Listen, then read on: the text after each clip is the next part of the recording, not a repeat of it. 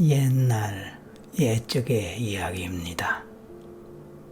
어느 먼 나라에는 한 노인이 어린 딸과 함께 살고 있었습니다. 노인의 부인이 일찍 세상을 떠났기 때문입니다.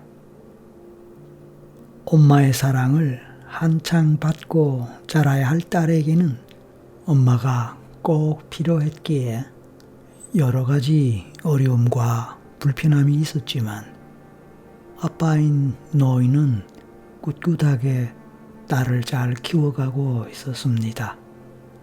그런데 그 마을에서는 뜻밖의 이상한 일이 일어났습니다.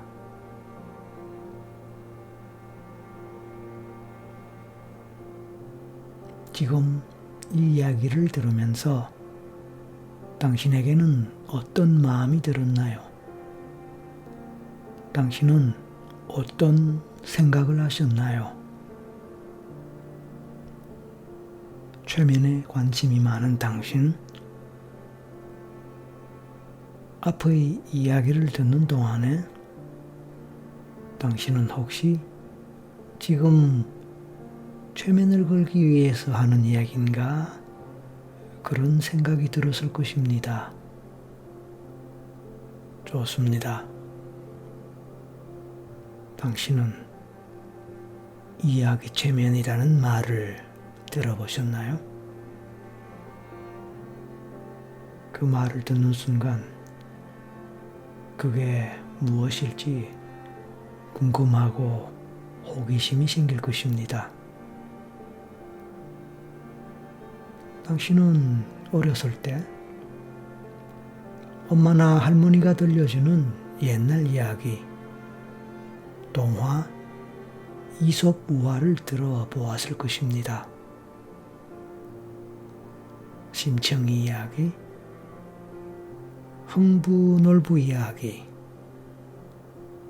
공쥐밭쥐 이야기, 홍길동 이야기, 혹부리 영감 이야기, 견우와 직녀 이야기, 토끼와 거북이 이야기, 삼국지 이야기, 보물섬 이야기, 신데렐라 이야기, 아기 돼지 이야기, 백설공주 이야기, 이런 재미있고 감동적인 이야기들을 많이 들어보았을 것입니다.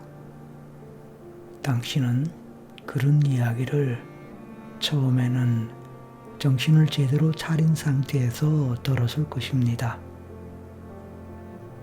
엄마의 목소리나 할머니의 목소리가 부드럽고 달콤하게 들리기에 그냥 편안하게 그 목소리를 듣다 보면 저절로 이야기 내용이 상상되었을 것입니다.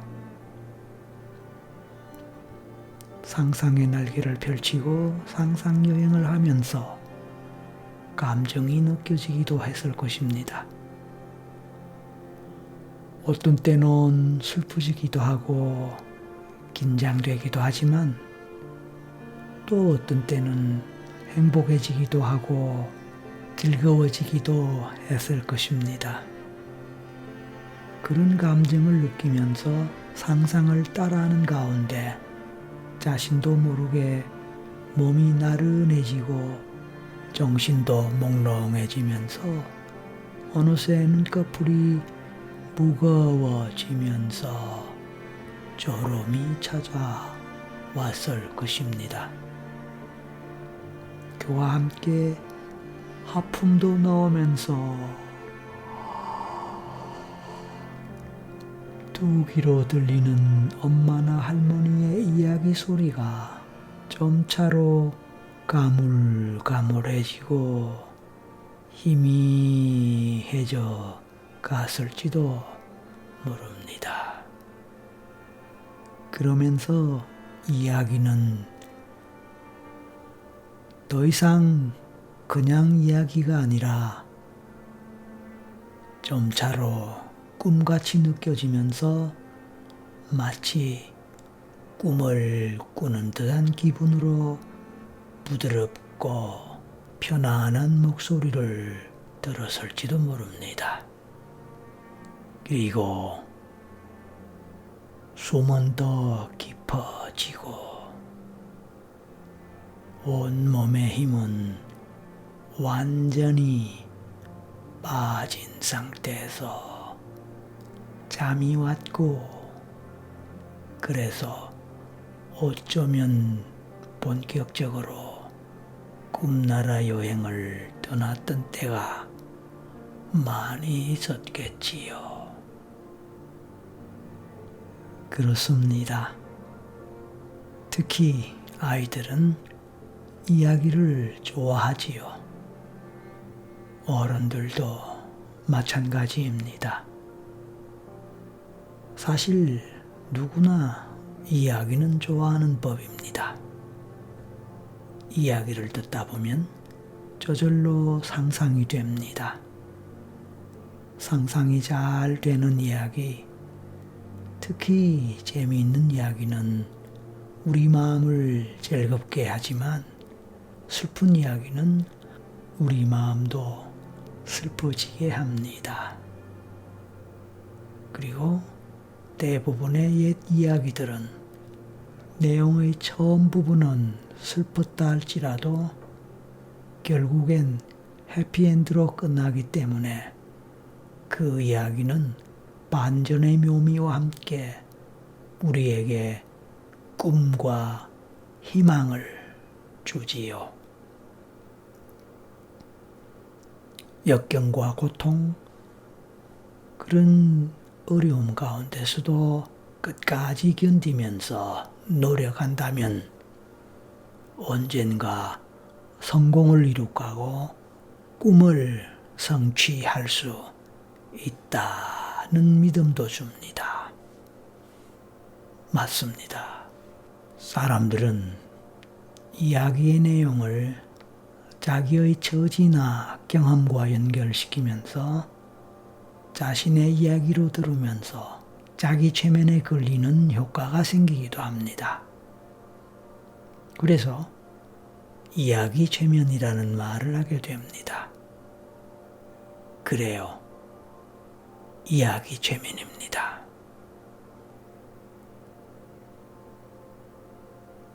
사실 오늘 저는 당신에게 재미있는 이야기를 하나 들려드리려고 합니다. 그리고 당연히 오늘 이야기는 그냥 이야기가 아니라 최면입니다. 하지만 그냥 최면이 아닌 이야기 최면입니다. 당신은 제 목소리를 통해서 들리는 이 이야기를 듣다 보면 자연스럽게 졸음이 오듯이 최면 상태로 들어가게 될 것입니다. 그리고 꿀잠으로 들어가게 될 수도 있습니다. 그런 이야기 최면으로 당신을 안내합니다. 이제 이 영상을 처음 시작할 때 잠시 꺼냈던 이야기, 옛날 옛적에 살았던 한 노인과 딸에 관한 이야기가 기억납니까? 이제 그 이야기를 계속하겠습니다. 어느 먼 나라에는 한 노인이 어린 딸과 함께 살고 있었습니다. 그들이 사는 곳은 늘 따뜻하기도 하고 덥기도 한 날씨에 필요할 때면 적당히 비도 내리고 살기가 좋고 편안한 곳이었습니다. 그곳에는 하늘 높이 솟은 산이 있었고 푸르고 맑은 물이 흐르는 깊은 강도 있었습니다. 또한 끝없이 넓은 푸른 들이 있는 곳으로 사시사철 아주 많은 나무들이 무성하게 빽빽하게 자라고 맛있는 각종 열매들도 많이 열렸습니다. 그리고 울긋불긋 예쁜 꽃들이 곳곳에 피고졌으며 여러 종류의 새들이 모여들고 청아한 목소리의 예쁜 노래를 부르고 있었습니다. 그곳에서 태어나 자랐던 노인은 늦은 나이에 장가를 갔습니다. 그리고 장가 간 이후에도 몇 년이나 지난 후에 어렵게 딸을 하나 얻었습니다. 얼마나 기쁘고 즐거웠을까요? 그런데 그런 기쁨도 잠시 딸이 태어나고 몇 년 후에 아기 엄마가 알 수 없는 병으로 일찍 세상을 떠났습니다. 그래서 노인은 어린 딸과 함께 외롭게 살아가고 있었습니다. 두 식구는 그렇게 외롭지만 그래도 서로 따뜻한 정과 사랑을 함께 나누면서 살았습니다. 높은 산에서 내려오는 맑은 물이 끝없이 흐르는 강은 깊었습니다. 그 강가에 살고 있는 노인은 농사도 짓고 물고기도 잡으면서 딸을 잘 보살피고 키웠습니다. 나이 많은 아빠 덕에 어린 딸은 비록 엄마가 없었지만 건강하고 예쁘게 잘 성장하였습니다. 그리고 또 세월이 흘러 이제는 결혼해도 좋을 나이가 되었습니다.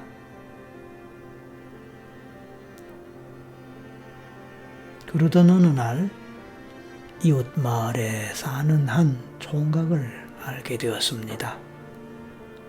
그들은 첫눈에 서로 반했습니다. 그리고 곧 사랑에 빠졌습니다. 늘 딸을 시집 보내야 하는 문제 때문에 근심이 가득하던 아빠는 딸이 잘생긴 멋진 남자와 사랑에 빠졌다는 사실을 알고 너무 좋아하고 행복해 했습니다. 하지만 그렇게 행복할 때 먼저 세상을 떠난 아내를 생각하니 왠지 이상하기도 하고 불길한 기분이 들었습니다. 행복하면 또 무언가 안 좋은 일이 생길 것 같은 그런 불길한 기분 말입니다. 그래서 괜히 마음이 쓰이기도 했습니다. 하지만 두 남녀는 너무나 사이가 좋고 또 서로 잘 맞는 것 같이 보여서 아빠는 결혼을 성락하게 되었고 결과적으로 딸은 아버지의 큰 축복과 함께 총각과 결혼식을 올릴 수 있었습니다. 그리고 두 젊은이는 행복하게 잘 살았습니다.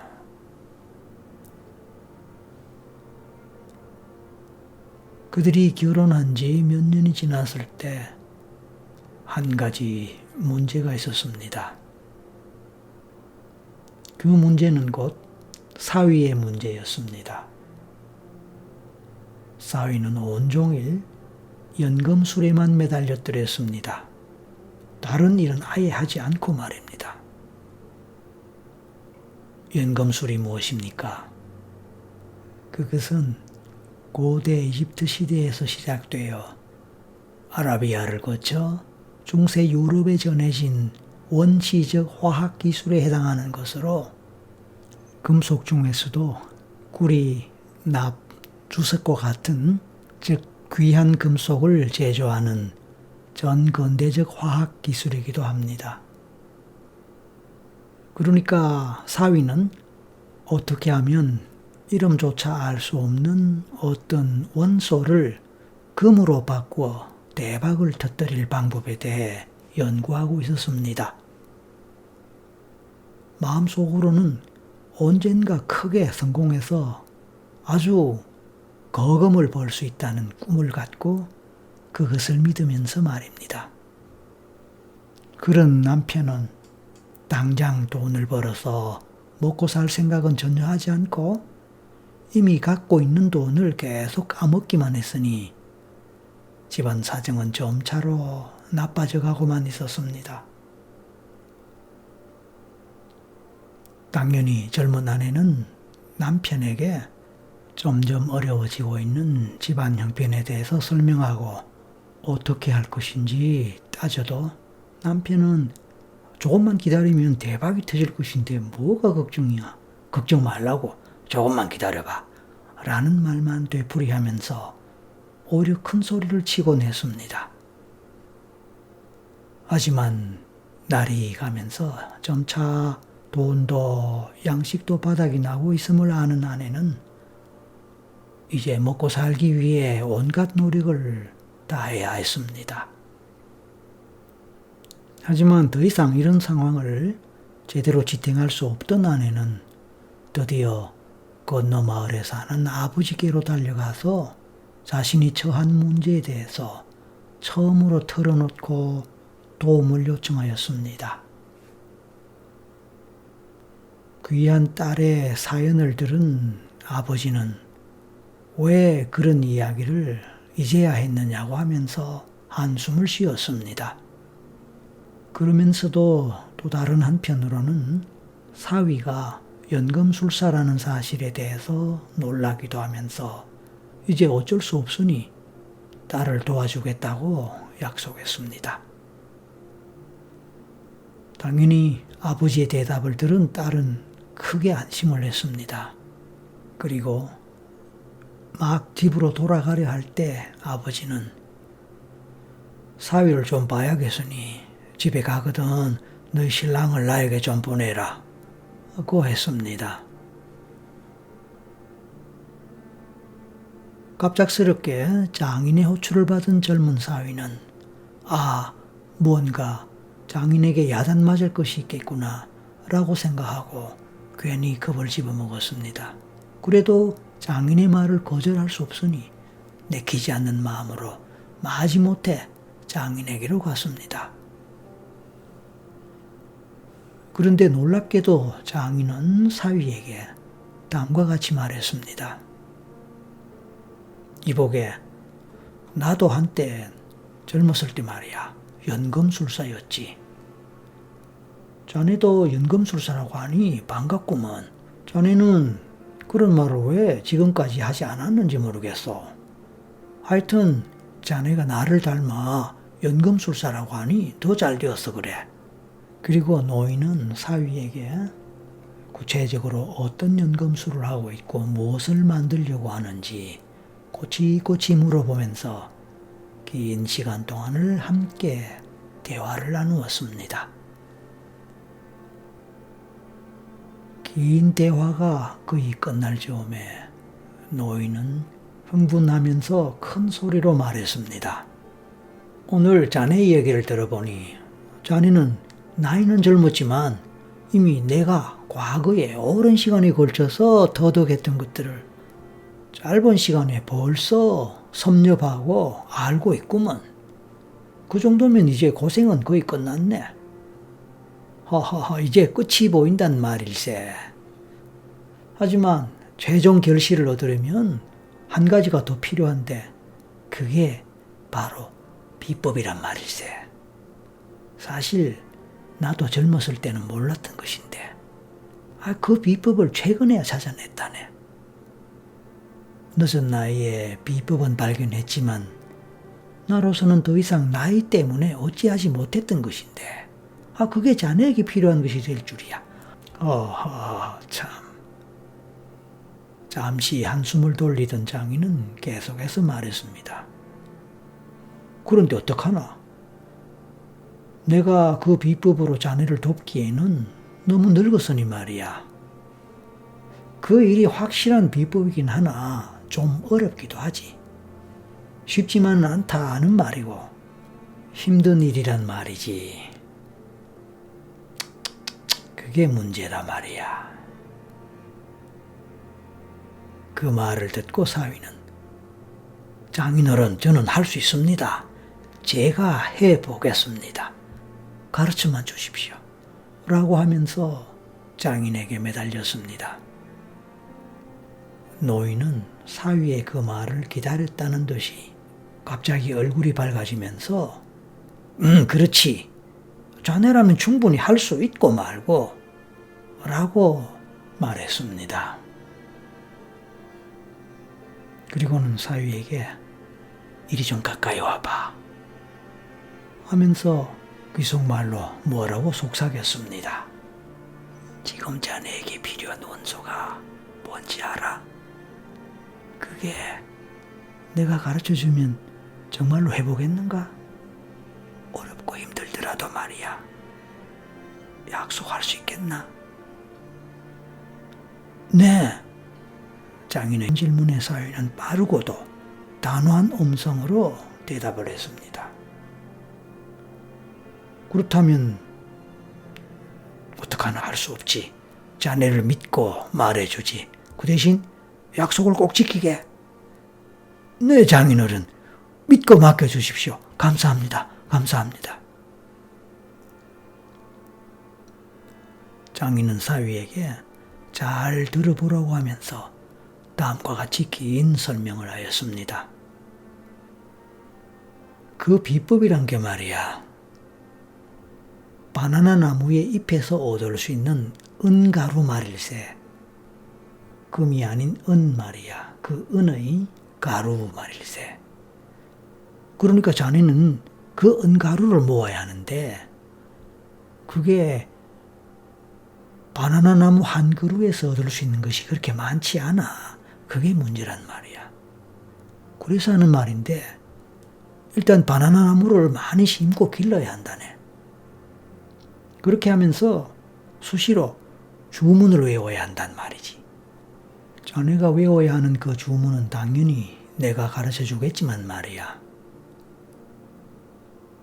그런데 정말 중요한 것은 자네가 직접 바나나를 심고 키워야 한단 말일세. 왜냐하면 남이 아닌 자네가 직접 재배하는 바나나 나무에서 생산되는 은가루라야 자네가 직접 하는 주문과 연금술에서 효험을 발휘하기 때문일세.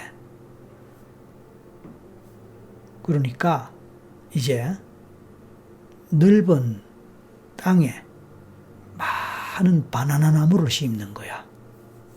그리고 정성껏 재배하는 거야. 그래서 바나나 나무가 자라면 잎을 따는 거란 말이야. 그리고 잎에는 은의 성분이 함유된 먼지 같은 가루가 있기 마련이니 그것을 열심히 끌어모아야 하네. 그리고 마지막에 그 가루에게 마지막 주문을 걸어야 해.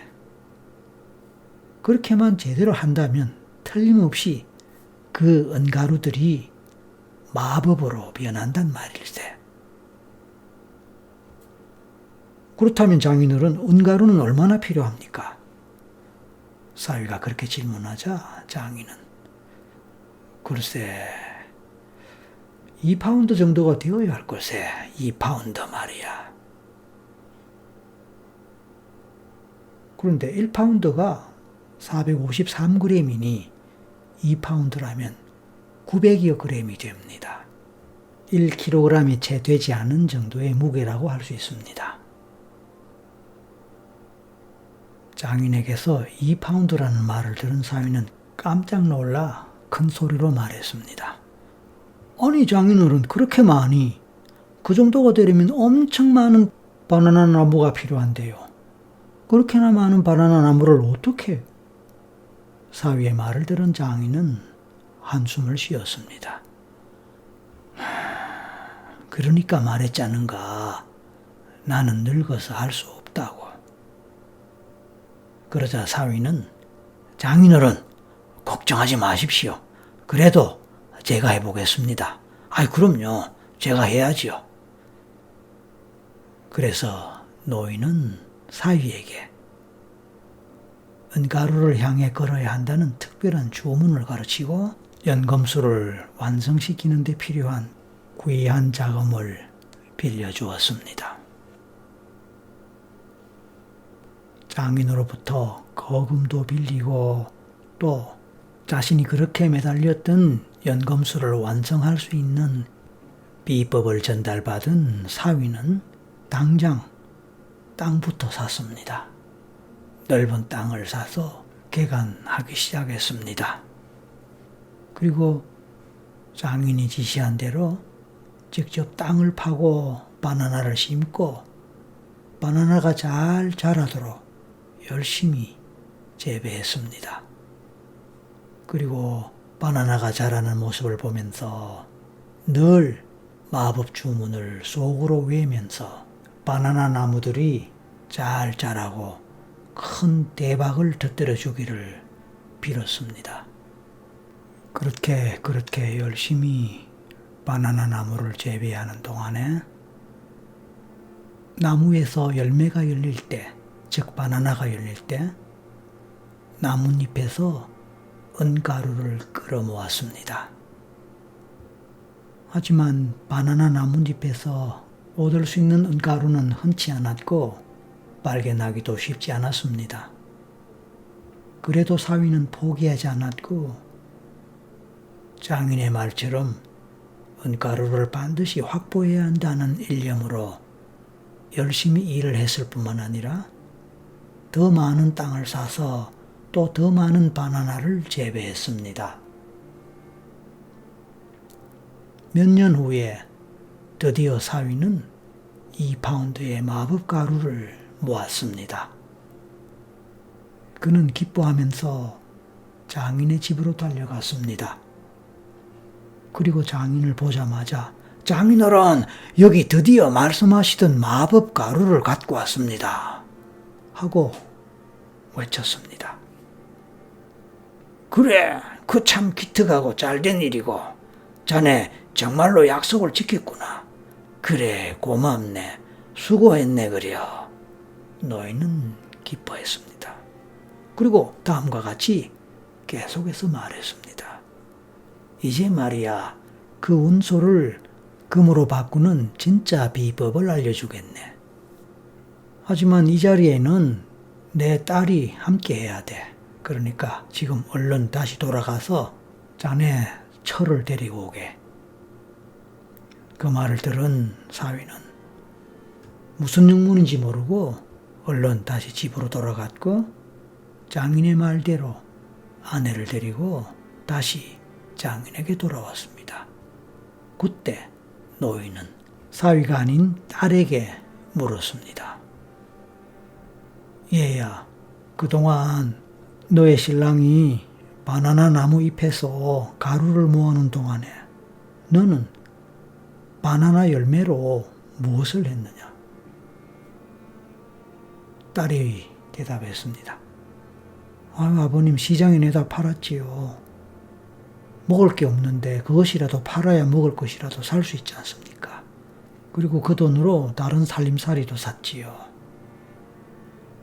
그때 아버지가 물었습니다. 그랬구나. 그럼 그래야지 그래. 그렇다면 저축은 좀 했느냐? 딸은 대답했습니다. 네, 아버님, 저축을 했습니다. 라고 대답했습니다. 그래서 노인은 그럼 저축한 것을 갖고 와서 보여보라고 했습니다.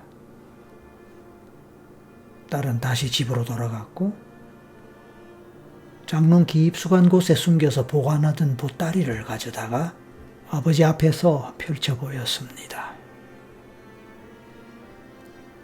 노인은 보따리 속에서 많은 금동전들이 쏟아지는 것을 보고 그 동전들을 바닥에 부었습니다. 그런 다음에 노인은 사위가 갖고 온 은가루를 한 줌 쥐어서 금동전, 즉 금화 옆에 놓았습니다. 그리고 사위를 향해 다음과 같이 말했습니다. 이보게, 자네는 이런 은가루를 모두 바로 그 옆에 있는 이런 금으로 바꾸었네. 영문을 모르는 사위는 잠시 동안 어리둥절한 표정을 지으면서 아무 말도 하지 않은 채 우두커니 서 있었습니다. 그리고 잠시 후에 웃음을 터뜨리면서 장인의 지혜에 감탄의 탄성을 지었습니다. 처음에는 무슨 영문인지 알지 못하고 역시 쳐다보기만 하던 딸 또한 남편의 탄성 소리를 들으면서 그제서야 눈치를 채고 함께 놀라워했고 손뼉을 쳤습니다. 단순히 아버지의 사랑만이 아니라 아버지의 오랜 인생의 깊은 연륜과 지혜를 뒤늦게나마 알아봤던 것이지요. 딸과 사위는 서로를 감동의 표정과 모습으로 바라보면서 끌어안고 행복해했습니다. 그 모습을 바라보는 노인의 얼굴에도 행복의 미소가 번져나가고 있었습니다. 고생 끝의 낙 그 자체가 아닙니다. 어떤 문제 앞에서, 난관 앞에서 막연하게 열심히 노력하는 것에서 그치지 않고 어려움과 난관의 본질을 꿰뚫고 그것을 헤쳐나갈 수 있는 본질적인 지혜를 발견하고 발휘하는 것, 그것이 중요하다는 것을 노인은 사위와 딸에게 온몸으로 보여주었습니다. 그 후로 딸 부부는 크게 번영했습니다. 사위는 계속해서 바나나 나무를 돌보고 딸은 열매인 바나나를 계속해서 시장에 내다 파는 일을 이어갔습니다. 게으르지 않고 성실하고 부지런한 삶을 살아갔습니다. 그리고 아버지를 이 세상에서 가장 현명한 연금술사로 존경했습니다. 기적을 만드는 비법의 연금술사 말입니다. 세상에 기적은 없습니다. 하지만 기적은 있습니다. 어쩌면 기적은 만드는 것이라고 할 수 있지 않을까요?